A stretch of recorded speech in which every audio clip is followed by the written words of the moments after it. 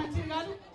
మరి ఇంతమంది ఆడబిడ్డల ఉసురు ఇవాళ ఖచ్చితంగా ఈ ప్రభుత్వాలకి నాయకులకి తగులుతుందని నేను బలంగా నమ్ముతున్నా. ఎందుకంటే ఒక్క ఆడబిడ్డ ఏడిస్తేనే ఆ ఇంటికి మంచిది కాదంట.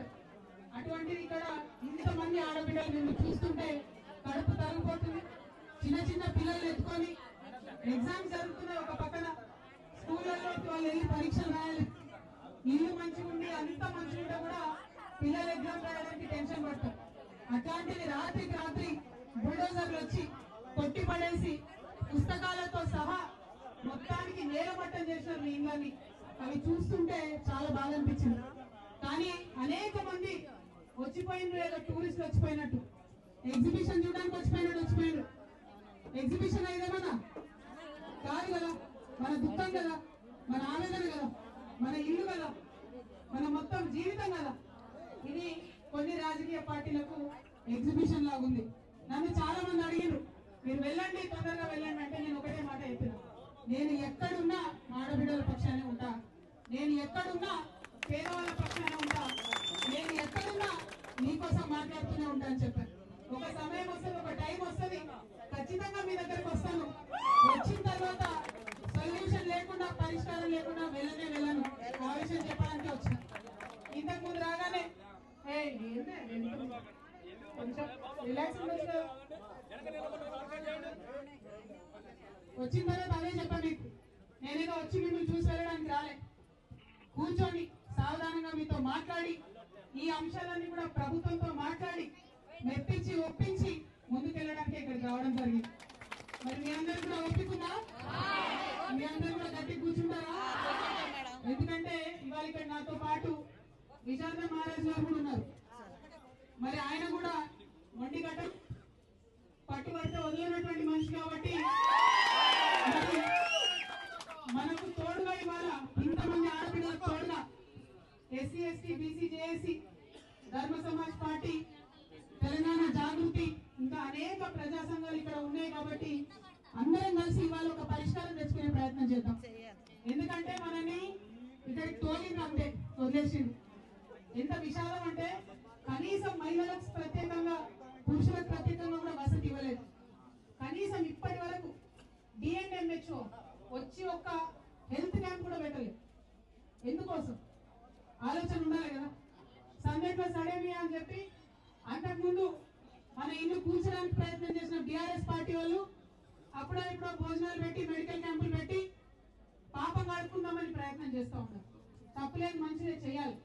కానీ జిల్లా కలెక్టర్ గారు ఏమైనారు, ప్రాథమికమైనటువంటి బాధ్యత ఆయన మీద ఉంది కదా.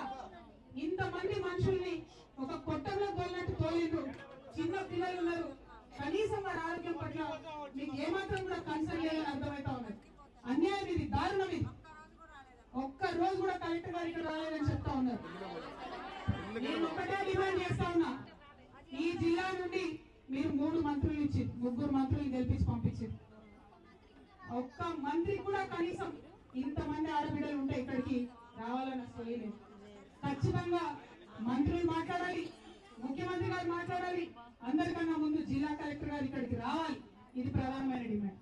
రెండవది, ఎక్కడైతే ఏ ప్లేస్ నుంచి, ఏ జాగాలో నుంచి అయితే మనం నిలబట్టినో, ఎక్కడైతే మన ఇల్లు నిలబట్టం చేసిరో అక్కడే మన ప్లేస్ ఇవ్వాలి, అక్కడే మనకి ఇల్లు కట్టించి ఇవ్వాలి. ఇంకెక్కడో ఇస్తాం, ఏదో దగ్గర డబుల్ బెడ్రూమ్ ఇస్తాం, ఇంకెటో వెళ్ళమంటే వెళ్తారా? పక్కా కూర్చున్నా వెళ్ళిస్తే భయపడతారా?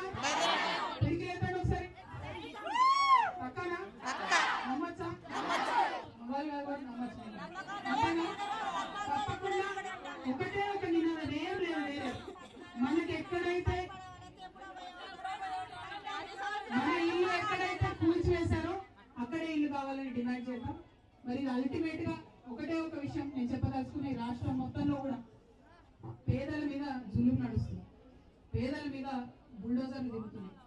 పెద్దవాళ్ళ బిల్డింగ్ ఏమో ఎక్కడున్నాయి అక్కడే ఉన్నాయి, కానీ పేదవాళ్ళ మీద మాత్రం అన్ని చోట్ల అన్యాయం జరుగుతాం. దాన్ని ఎదిరించడానికి ఖచ్చితంగా మేమందరం కూడా మీ అండగా నిలవడానికే ఇక్కడికి వచ్చినాం. ఏ రాజ్యాంగం అయితే పట్టుకొని రాహుల్ గాంధీ గారు మాట్లాడుతూ ఉంటారో ఆ రాజ్యాంగంలో ఉన్నటువంటి అన్ని హక్కులను కూడా కూలీ చేస్తూ ఇవాళ మన ఇళ్ళ మీదకి బుల్డోజర్లు వచ్చినాయి. ఖచ్చితంగా దానికి మనకు న్యాయం జరగాల్సిందే. దానికోసం ఐక్యంగా పోరాటం చేయవలసిందే. ఈ ఐక్య పోరాటాలకు మరి ఇక్కడ ఉన్నటువంటి వేదిక ఒక నాందిగా కనపడతా ఉన్నది. మనందరం ఇక్కడ ఉన్నాం కాబట్టి అందరం కూడా కలిసి ఏం కార్యాచరణ చేద్దాం, ఎట్లా చేద్దాం, మీరందరూ ప్రపోజ్ చేయండి. మీరందరూ ఎట్లా అంటే అట్లా తెలంగాణ జాగృతి మీతో నిలబడుతుంది.